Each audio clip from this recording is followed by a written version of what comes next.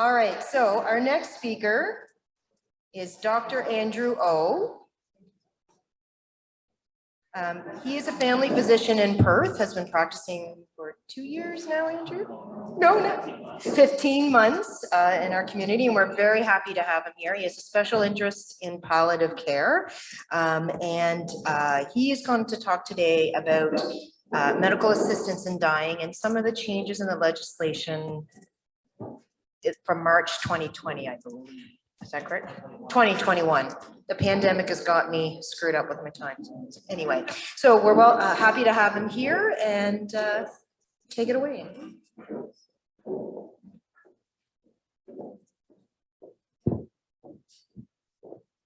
Hi, thanks. I'm Andrew O. I'm happy to be here. I'm going to talk to you guys about some of the new changes that have come into the with the legislation updates in 2021, and then I'll leave the floor open for some questions, because I think MAiD is one of those topics that people want to know more about but don't always know where to get the answers. This is just a little bit about me. I have no financial sponsors, but if you would like to sponsor me, I'm available for money. So in brief, I'll talk about the changes that have been made, but in order to talk about the changes, I'll start by what was there before. So what has been in place basically from 2015-16 when the law came into effect until early this year, and then I'll talk about what the changes have been. So in short, Bill C-14 is what allowed medical assistance in dying to become legal in Canada. And basically the eligibility criteria for MAiD before this, I mean still, but what was originally intended earlier was that you had to be eligible for healthcare in the jurisdiction, meaning the territories or the province that you're in. So in Ontario, you have to have a valid OHIP card. You have to be at least 18 years of age and be mentally competent. And I think there's been some good talks already about what capacity means and what it means to be mentally competent. And then you did have to have what they called a grievous and irremediable medical condition. It didn't mean that you had to have a terminal condition like a cancer, but you basically had to have a condition where there really was no cure and you were coming back from that. They spend into the current climate, mental illness cannot be the sole reason that you are pursuing MAiD. As part of the grievous and irremediable condition, you had to be in an advanced state of irreversible decline, meaning, again, that there was really no room for improvement in any meaningful way. And you had to be suffering intolerably, and that they left that very vague intentionally, because suffering, of course, is a subjective term, and that suffering could be physical or mental, emotional, whatever term you would like to call it, but you had to be able to demonstrate that you were suffering intolerably. And then, of course, you had to be able to provide informed consent.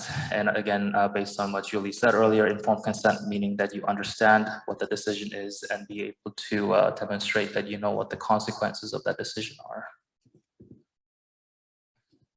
So logistically, there's some documents that I'll just go over in brief. This is Ontario specific. So in Ontario, what used to be was that there was a form called clinician aid.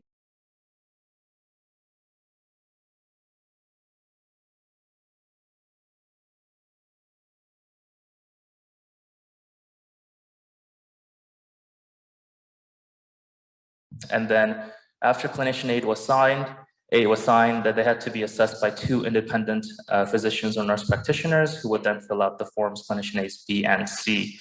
And there was this minimum 10-day waiting period that was part of the process. They called it a period of reflection, where the period could be waived if there were certain conditions that were met. For example, if the patient's capacity was at risk of being lost in the 10-day waiting period, then that could have been waived, but for the most part, a minimum 10-day waiting period had to be observed. And then recently, earlier this year, there were some changes that happened with the Bill C7, so from C14 to C7, and I'll talk a little bit about these 5 changes that have been made. So the biggest change probably is that now there are 2 tracks for people who are able to access MAiD. So track 1 is the traditional death reasonably foreseeable, having a grievous and irremediable condition that we were more familiar with until now. So this would be things like cancer, end-stage CHF, end-stage COPD, ALS, things of that nature. And then now there's something called track 2, where death isn't necessarily reasonably foreseeable, but it is still causing great suffering, and their capacity or their capacity and capabilities are declining.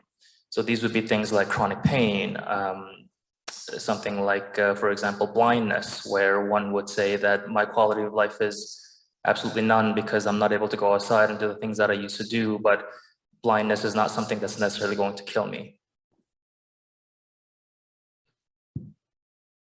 Change number 2 is that they have decreased the number of witnesses that's needed on clinician aid A from 2 to just 1. The conditions for who can be a witness has not changed. So again, somebody at least 18 years of age who knows what MAiD is, and it does not stand to gain anything from the person's death and is not a direct caregiver or family member. The minimum waiting period has also changed. So for track 1, so the traditional track where there used to be that 10-day waiting period, the waiting period has now been waived and it can proceed without the observable waiting period. However, for track 2, so the death not reasonably foreseeable route, now the waiting period there is 90 days, 90. And again, there are certain situations in which that waiting period could be waived, but for the most part, that 90-day waiting period has to be observed. Specific to track 2, this is more for the providers and assessors, but they now stipulate that the two folks, or sorry, the two MDs or NPs, physicians or nurse practitioners, one of the two needs to have what they call expertise in the condition that is causing the suffering and allowing the patient to be eligible for MAiD. So for example, if the condition is fibromyalgia or chronic pain, then one of the two assessors need to have expertise. Now, the expertise does not mean that you have to be a specialist in that area. You have to be a pain specialist, or you have to be an anesthetist or anything like that. But one of the two has to have expertise, and that person needs to share that expert opinion with the second assessor at the time of assessment as well. And then the final change that I'll talk about is something called the waiver of final consent. And this only applies to track 1. So death is reasonably foreseeable. So not to track 2, but only to track 1.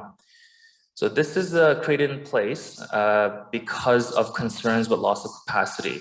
So let's say that today I went and assessed the patient and I found him or her capable of consenting for MAiD, and we made a plan to do it next Monday. Another physician has come and done their assessment, and they agree that they can go ahead. So everything is in place, we can go next Monday.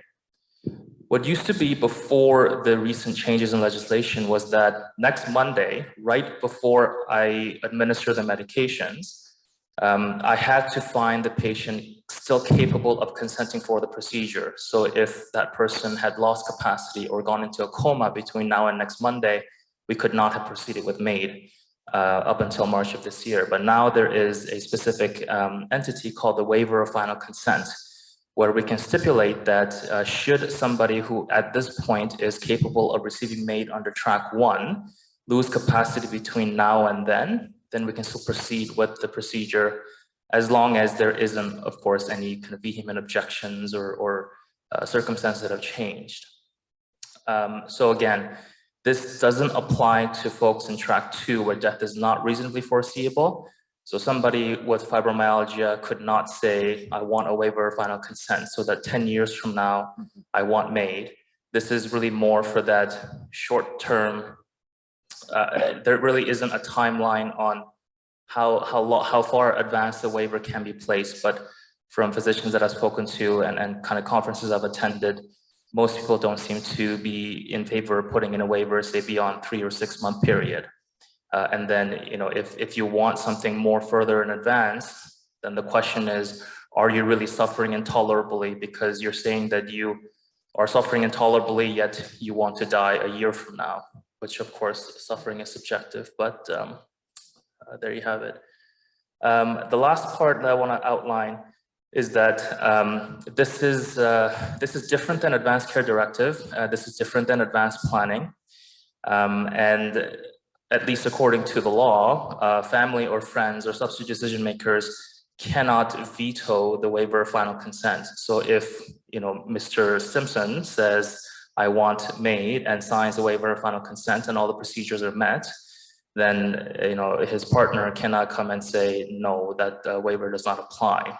Of course, logistically, it's going to be very challenging to actually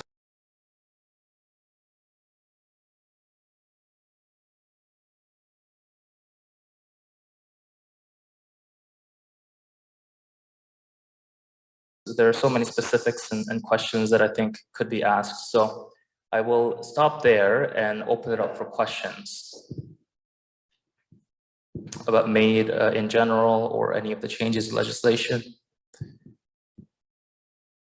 I just have a question, like specific words that we're interested in doing in providing MAiD for our patients in the hospital. I was wondering, like, do they have a pharmacy question? Do they have like a set pharmacy order for that? Like, I've seen one that's like, is it a standard hospital?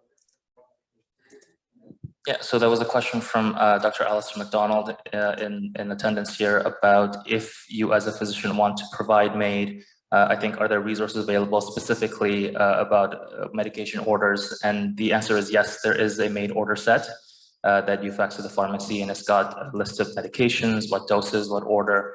And our protocol, I believe, comes from the Ottawa hospital. That's what was told to me when I first got into this about a year ago. So I know before you could set up, and I'm talking about track one, set a date and then you can just move it up. But now you don't even need to set a date if there's, that's all been waived, okay? So, I mean, you do need to set a date because the doctor needs to know when the procedure is going to happen. But so what has changed is that it doesn't need to be 10 days in the future. So that can happen, you know, later today or tomorrow if that's how fast it needs to be done. And then also the waiver does allow that.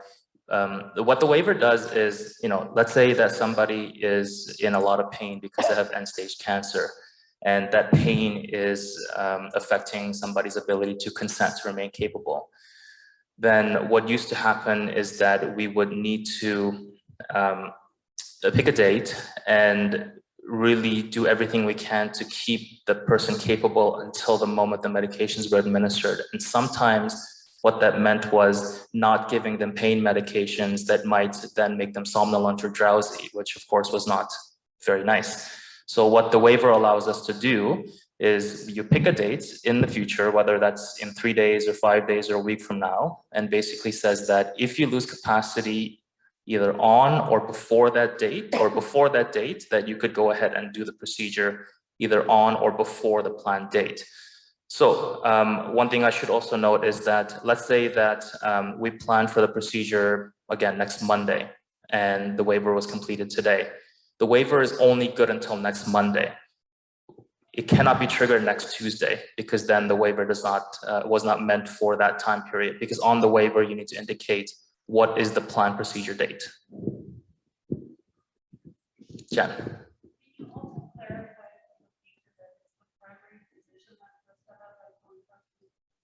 I'm sorry, what was the question? Oh, right. So the question was who does the waiver? So there still needs to be 2 assessments that are done, a primary assessment and a secondary assessment. Primary assessment is done by the person who's going to provide the procedure. Primary does not mean they are the family doctor or they are like the most responsible physician. Primary in this context means you are the person who is providing the procedure. So it is that physician who would also need to complete the waiver with the patient. So the secondary assessor is not the one to complete the waiver, it's the primary. Do you see palliative care and MAiD having a more treatment option approach that can work together in a patient's care-centered plan? Do you see palliative care and MAiD having a more treatment option approach that can work together in a patient's care-centered plan? Do I need to repeat that question? No. Okay, No. so if I'm understanding the question correctly, I think that person might be saying, could MAiD and palliative care coexist? Is that, you think that's the idea? Right, so, I mean, I think it used, so when I was going through med school and residency, up until quite recently, I think the general consensus with the palliative care physicians was that MAiD was really not something they wanted to be a part of. And a common point that I always heard was that if somebody is receiving really good palliative care, then MAiD shouldn't really need to be discussed because their suffering would be alleviated and they would remain comfortable. I think, again, really based on my own experience, more recently that thinking has changed a little bit, and that MAiD is becoming more of an acceptable mainstream option in palliative care. So, I mean, for example, I do palliative care and MAiD. I personally, this is just me, I don't really bring up MAiD with my patients who are receiving palliative care unless they bring it up themselves, because if I'm the one who's also providing MAiD, to me, it seems a little bit of conflict of interest. But I do receive requests for consultation from MAiD all the time from other community physicians. Okay, she did write back, and that's what she was referring to. I have a couple more questions coming in here. Is there a link between MAiD and Trillium Gift of Life if someone wishes to donate organs? And does this complicate the process? So I know that, I think maybe Jen can speak to this better, but patients who are receiving MAiD in hospital, I think Trillium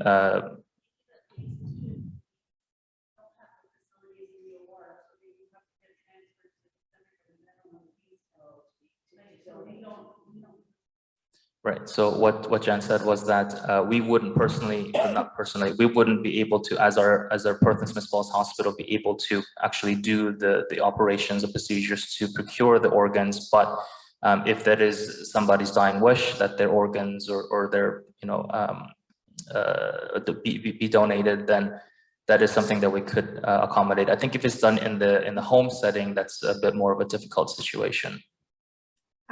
Why is MAiD part of this session entitled Palliative Care? How does MAiD fit in with palliative care? So the question was, how does MAiD fit in with palliative care? Why is this part of a learning session on palliative care? And I think, again, that's a fair question.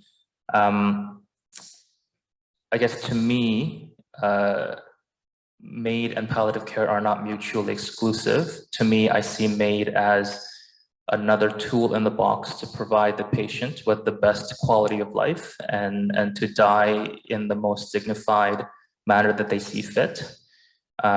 Certainly, there are excellent palliative care physicians and procedures, treatments, medications that are widely available that could keep somebody comfortable until death. In practice, I think the location matters, you know, the availability of resources in the home setting and the community, I think that's a factor as well. And then again, if it's their wish to die by MAiD, then that should be made available to them. It shouldn't be held back because you disagree with MAiD or what. I think Julie there had a question as well. Well, not really much of a question, it's more just information, because we do have a MAiD regional coordination. You want to come up and speak up?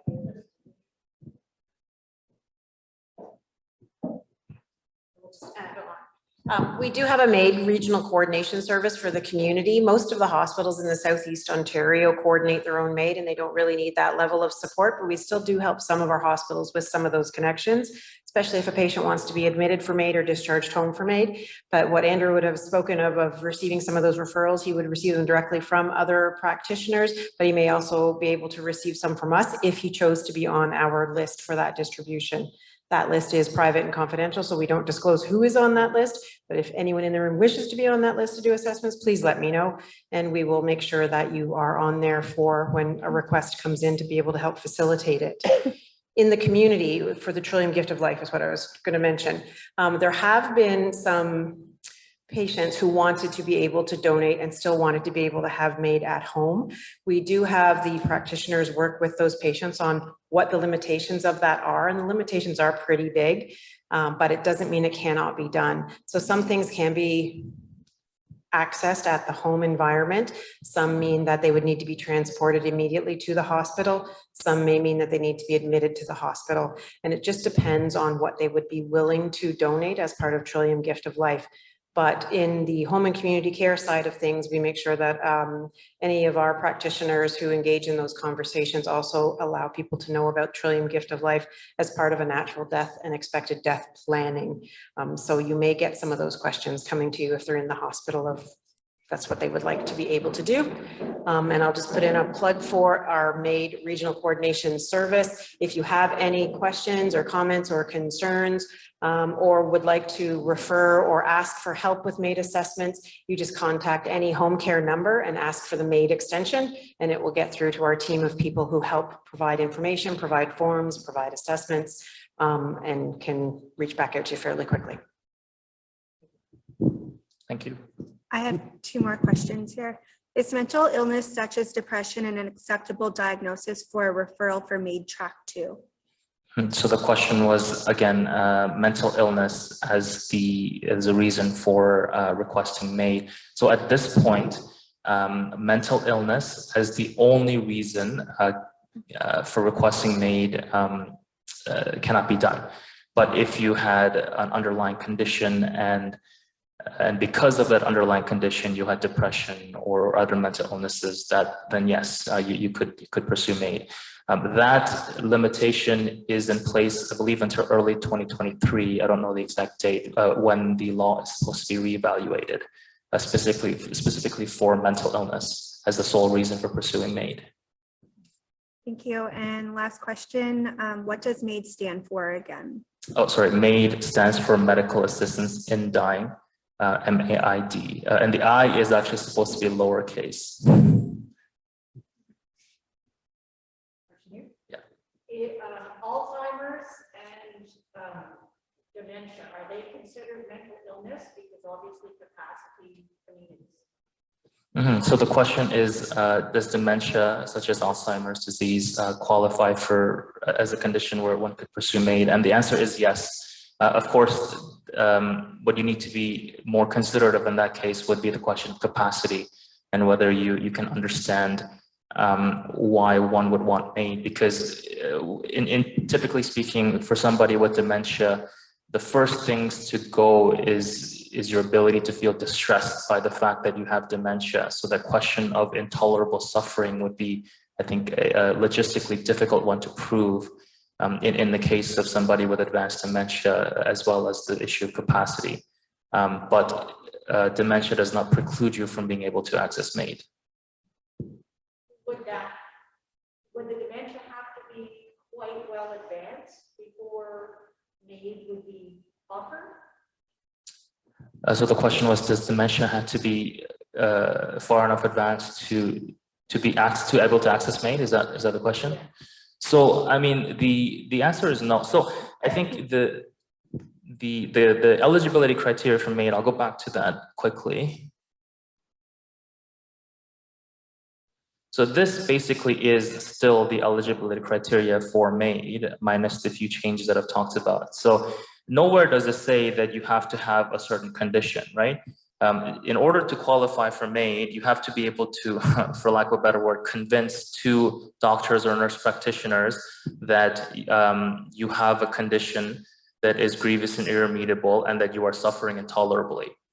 And it doesn't really matter what condition makes you that way. And also the suffering, like I said, is very subjective, right? So for example, an elite level athlete who was diagnosed with early ALS, their quality of life or what's acceptable to them might be that they need to be able to run a marathon once a year. And if they're not able to do that, then they would consider that intolerable suffering. Whereas somebody who is, 85 with heart failure, they haven't been able to walk a kilometer in 20 years. So the level of what you would consider intolerable suffering would be very different for that person. So I think that's why it's left intentionally vague. And does the intolerable suffering have to be right So that suffering has to be now to be eligible for MAiD. And this is where I think dementia in particular becomes a bit of a tricky one, because again, somebody who with early dementia still capable of making decisions about MAiD might not be yet suffering intolerably. And by the time they are, then their capacity might be an issue. So again, it is certainly an ongoing process, and you know the law I'm sure will change as times go, but at this moment, this is the law. Yeah.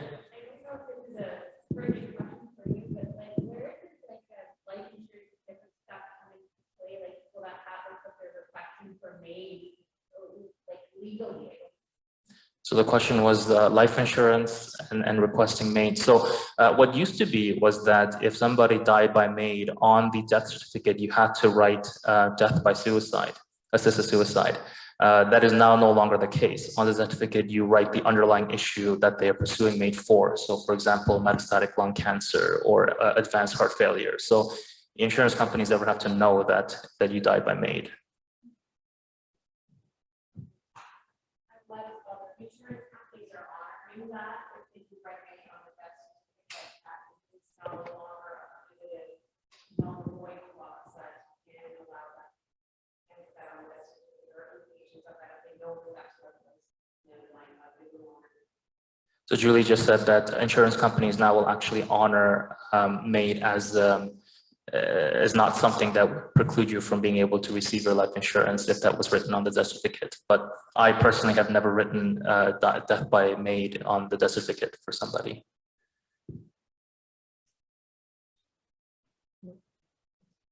Okay, thank you.